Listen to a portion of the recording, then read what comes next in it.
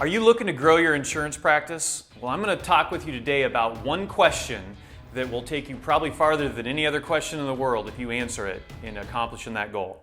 Hi, my name's Jeremy Smith, and over the better part of the last 16 years, I've been an agent, a manager, an owner-operator of my own brokerage, and for the last 7 years, I've been a business coach traveling the country helping agents and agency owners grow their practice. Stay with me because I'm going to try and help you grow yours. If you've been on YouTube before, then you know the game. Please like, comment, and hit subscribe. So I literally just got back from speaking at an insurance convention with hundreds of insurance agents. And my topic of what I spoke about was business development. So naturally, in between speakers and sessions and on breaks, agents came up to me and kept talking to me about what do I think they should do in order to grow their practice. Well, my question was always the same as it always has been. What kind of business model do you have? And I had blank stares every single time I asked that question. I always have. But it reminded me that I need to get back into the recording session and talk to you about this question, about understanding what type of business model it is that you want to have. Answering this question is one of the most vital questions you can possibly ask yourself in order to grow, in order to figure out what are the right steps and the right decisions down the road in order to get to your goal. In the last 14 years of me being in the insurance business, and specifically in the last 7 years of me being a business coach and traveling the country and talking to different agents and agency owners all over, all doing different things, there are literally 2 business models in our entire industry. There's a lot of different variations. A lot of people are selling different things or they're doing little tweaks, but there's really only 2 different business models inside of our industry. Those 2 different business models are what I call a staffing business model and a recruitment business model, okay? I want you to think about what it is you want. I'm gonna walk you through some steps here and hopefully ask you some questions and make some points so you can really paint that picture in more than it already is about what you want, so therefore make, once again, the right steps in order to get to that point. Now, obviously, before we're gonna become a big national recruitment agency, or we're going to be a mega producer with staff all around us, we got to become an agent, right? So let me start talking about some of the progressions of an insurance agent, because it doesn't matter which one of these 2 models you choose, you got to go through the progressions of actually being an agent first, okay? We all do. So the growth of an agent may look like something like this. They better master the art of selling at least a product, probably first. They're going to develop and continuously improve a marketing system. They're going to be developing and improving all of their systems, really, from how do they process business to writing applications, all the performance accounting, all the things, the systems that are inside of any individual business. Hopefully at some point they're going to start implementing a fact finder. At some point they're going to start cross-selling other products, hopefully. And they're going to start perfecting all of their follow-up procedures. There's probably a lot of line items that aren't even listed here. These are just some of the big things that as an agent, we better go through this progression, regardless of what your ultimate goals are. So let's assume that all these things are accomplished. Let's assume that we've done all of these things. Let's assume that we're successful. We're making money. We're consistently doing business. And now you want to figure out, how do I grow my practice? Well, now we're to that fork in the road that I spoke of a second ago of deciding, do you want to become a staffing agency business model, or do you want to become a recruitment business model? So let me talk to you first about the staffing business model. I've got up here a staff model to become a super agent.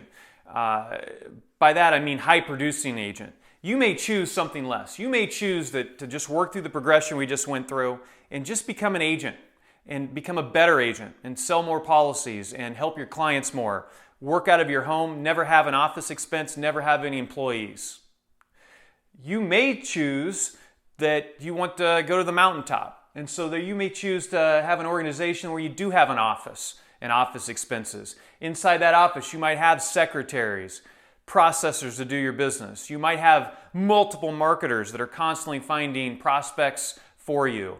You might have a tax planner in your office. You might have product specialists and advertising executives. You might even have junior associates.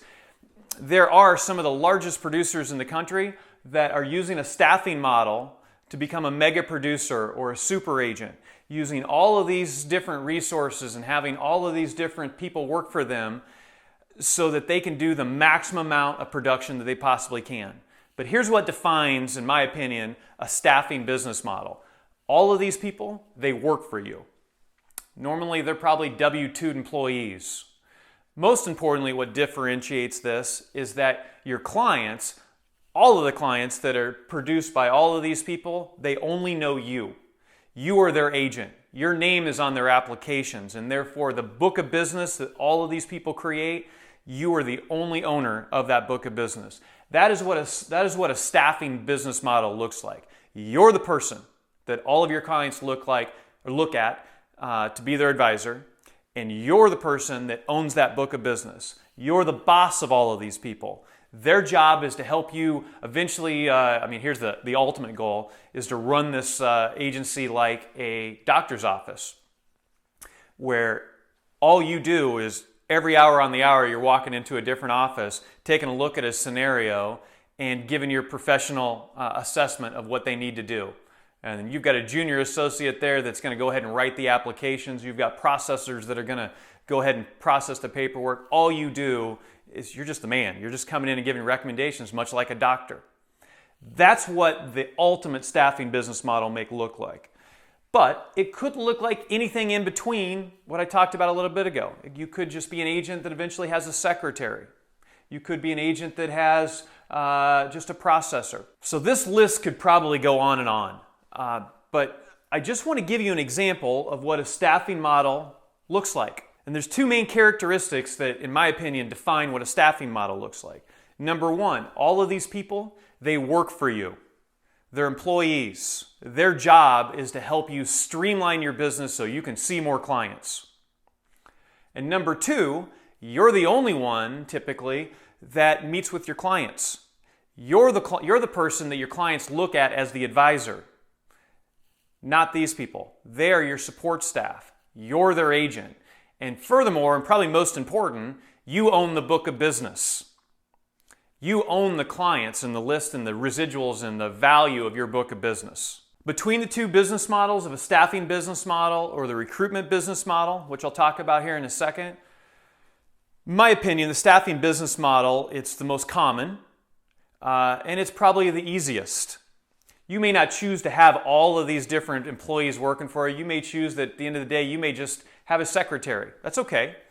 This is still your business model. And recognizing what your business model is so vital, which I hope will become evident before this video is over with. So again, I think this is probably the easiest business model to work and to build.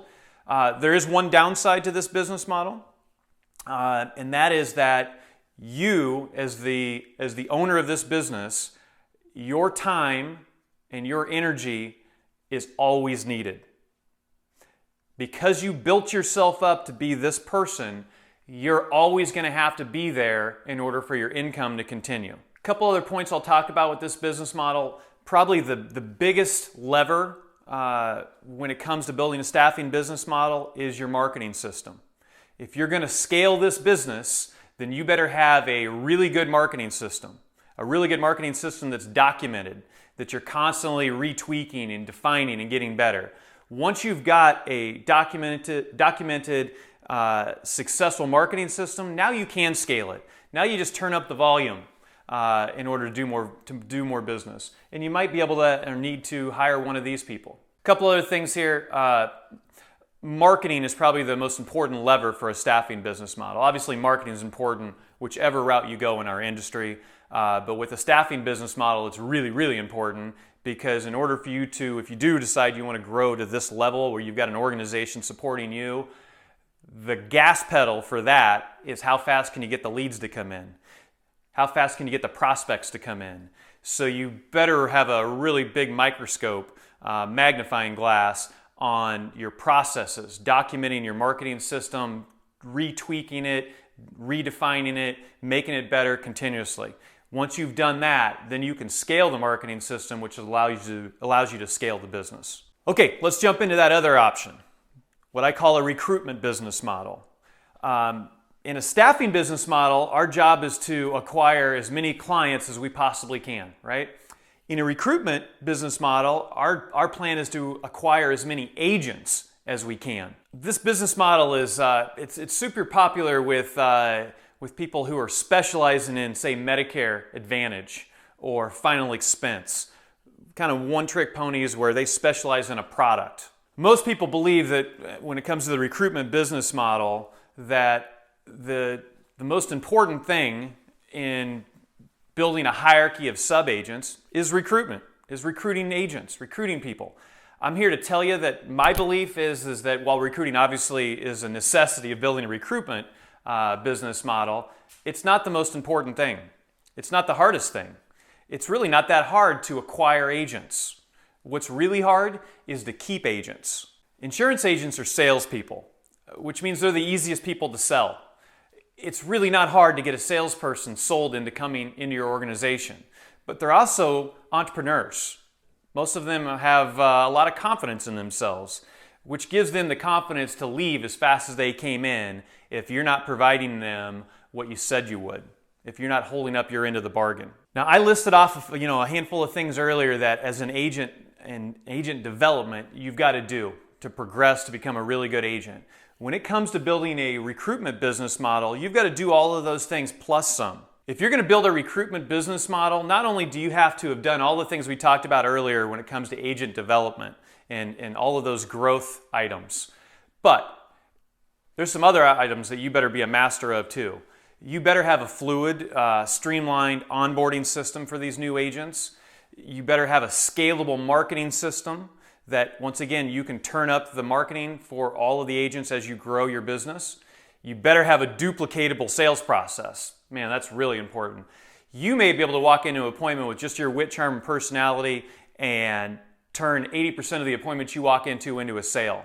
But if you're going to hire sub-agents to work under you that are most likely less talented than you, then you better have a sales process in which they can follow that's completely documented, that's got proof in the pudding that they're going to have consistent success from it, or you're going to build a house of cards. You better have performance reports so you can keep your people accountable, because I'm here to tell you, let's talk about who these people are that are becoming sub-agents and coming underneath your umbrella. These are people that want all of the benefits and the freedoms of self-employment. But whether consciously or subconsciously, they've got their hand in the air that says, I need a leader. So you better be the one leading them. If you're going to lead them, you better be able to hold them accountable, because a lot of times that's exactly what they need. If you're going to hold them accountable, you better have some performance accounting in your hand. So these are just some of the things that you better have a pretty good handle on if you're going to get agents to come underneath your umbrella. But there's a whole nother list of things that you better have a handle on if you're going to keep these agents. Number one, you better have a very organized and continuous training program where you're constantly educating and you're constantly growing these agents to become better insurance agents. If you don't continue to be the person that leads them down the trail of growth, you'll lose them at some point because they'll find somebody else that will. The next thing is you better have a culture. It's so important. A lot of people, you're building organizations of downline agents that aren't even in the same state as you. Man, this is so monumentally important for you because you don't have that walking by each other in the hallway osmosis thing going on. You're talking to somebody on the phone maybe once or twice a week. You're talking to somebody maybe in a sales meeting once a week on a Zoom call.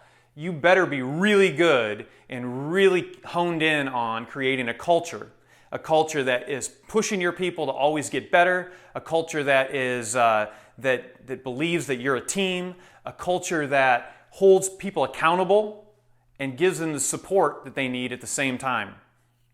This is the glue that holds a recruitment business model together. The reason why this business model is probably the toughest one, and I've built a business model just like this. I built both of them. This was by far the toughest one for me. And the reason why is that the expense factor of your time and your money is all up front. You have to find, recruit, contract, develop an agent, train them and continuously develop them before you ever really start getting paid. And then you only get paid as long as they stay. So in my opinion, a much harder business model to get to the mountaintop on. But There is one major benefit that this model has over the staffing business model, and that is, if done right, and once you get your systems in place and you've built a downline of agents that are underneath your organization, this business model is the only business model out there that will allow you to continue to earn this income stream of overrides, but yet it requires less and less of your time. In the future, I'm going to do a couple videos that really break down how to build both of these business models. Today I just wanted to give you a quick synopsis of both of these different business models so that you can identify where you're at, which business model you want to start building. Because I'm here to tell you that, and this is really be my last point, in my opinion, one of the biggest mistakes agents make is they have their feet in both of these business models. So many times I see agents that are out there that the main income they make is from their personal production. And then they've got 2 or 3 agents, sub-agents underneath them that they thought would be a good idea so they can make a little override. When you've got your feet in both models, you're a jack of all trades and master in none. If you do that, I promise you, your personal production is going to be much lower because you're spending time with these couple of sub-agents instead of working on your own personal production. And it's not fair to the sub-agents either because you don't have all of your stuff developed. You're not ready to really support them. And so therefore, everybody does less because you've got both feet in both ponds. Pick a direction. Recognize who you are, recognize where you're at, recognize where you want to be, pick a direction, and go for it. I look forward to seeing you on next week's video. I hope this was valuable. Please do me a favor and like and subscribe, and we'll look forward to seeing you next week.